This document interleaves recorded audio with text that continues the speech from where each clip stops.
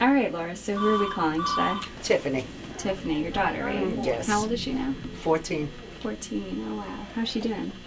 Well, that's what I'm getting ready to find out, but as far as I know, she's doing pretty good. Okay, let's call in.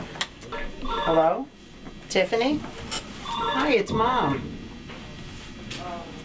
I'm doing fine. How are you doing? Good. So how's your first year of high school? Oh, that's wonderful. I love you too. I miss you so much. Oh, you sound so grown up. I know, you are grown up. When we go in and do orientation, you almost can touch the sorrow and the despair that's there. And so then you start offering possibilities of programs and ways, avenues for them, maybe they can walk or try that they've never been before. And you just give it, you leave it, and you hope then that other inmates, other women in there who have gone that way will then inspire them to try it. So how are we doing on this art? How's it feeling? Feeling pretty good. It's relaxing. It's relaxing, yeah. Woman by woman, or sometimes you'll see it in a group where when they're doing a parenting class or they're talking about something about foster care, that the spark happens within one woman's eyes or in her heart, and she's able to verbalize possibilities for herself where maybe before it was really a negative and a dark shadow. She lived in a dark shadow time. And once that happens, either individually in a group, then you have others to kind of support you along with it. And they're part of the transformation.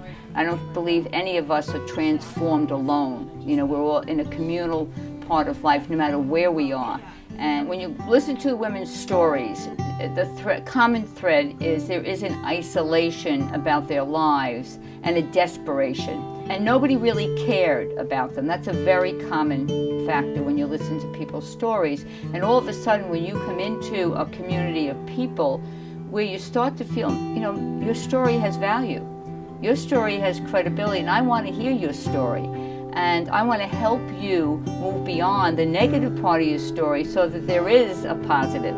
There is a sense of life and joy in life that you deserve as well as anybody else.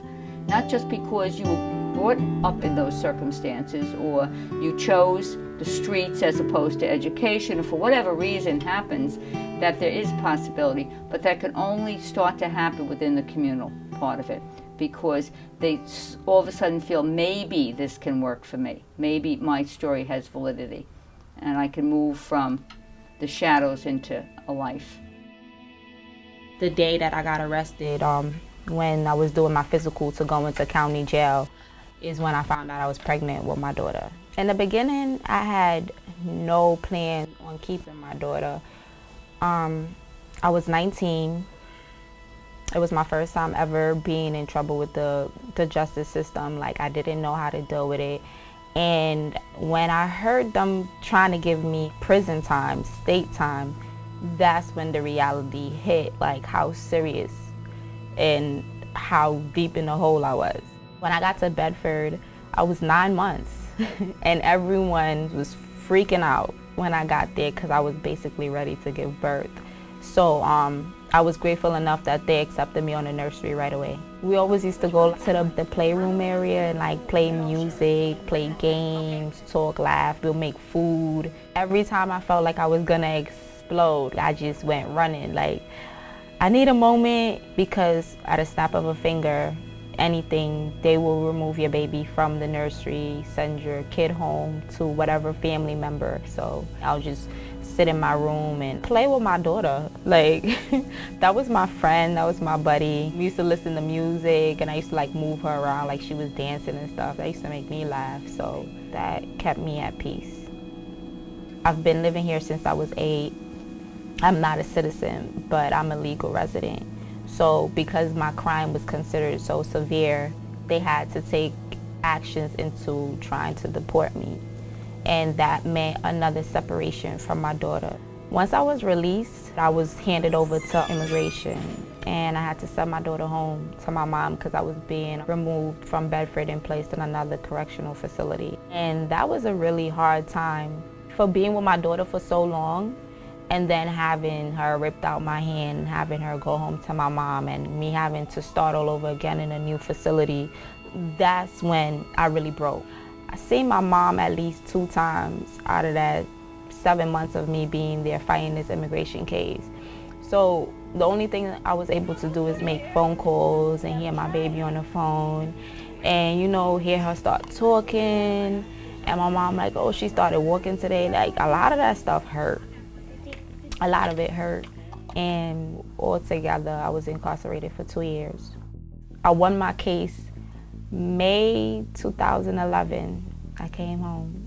And I don't have no regret on it because it made me who I am today, and I'm very proud of who I am today, where I'm standing, where I'm going. Like, I'm very proud of that. I love the fact that my women want their stories to be told because they're proud of who they've become, and they really have learned not to just dwell in the past, and they can walk these streets proud. How's that taste? Huh? How's that taste for you? You're so funny. You're so funny. You're so funny.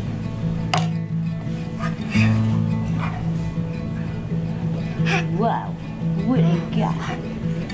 I don't want it. I don't want it.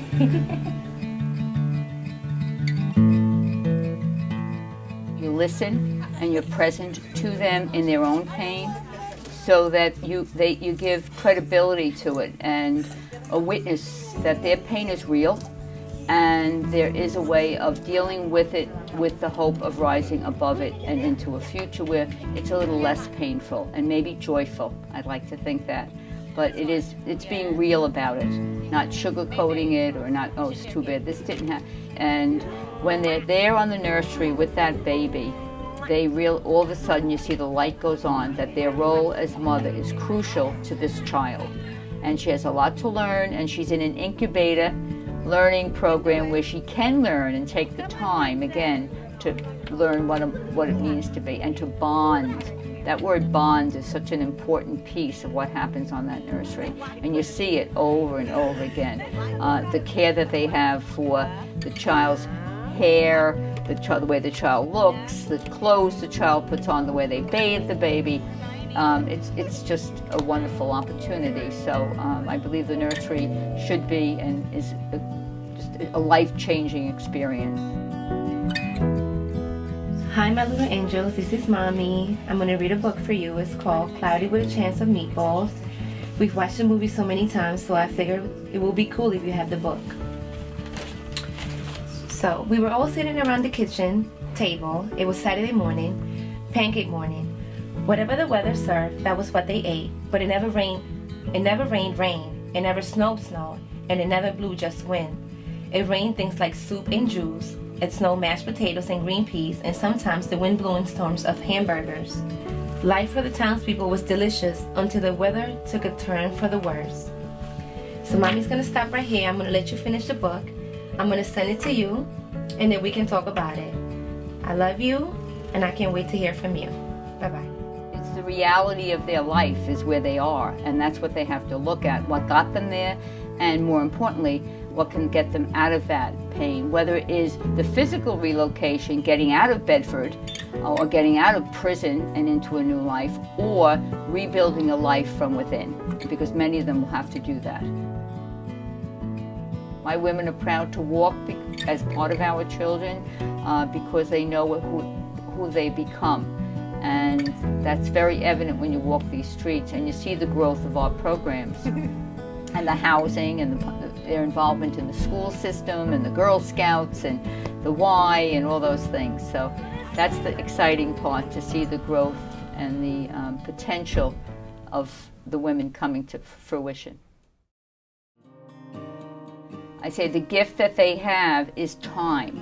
And once they realize that that time can lead them to transformation, they'll use that time. And each day is important.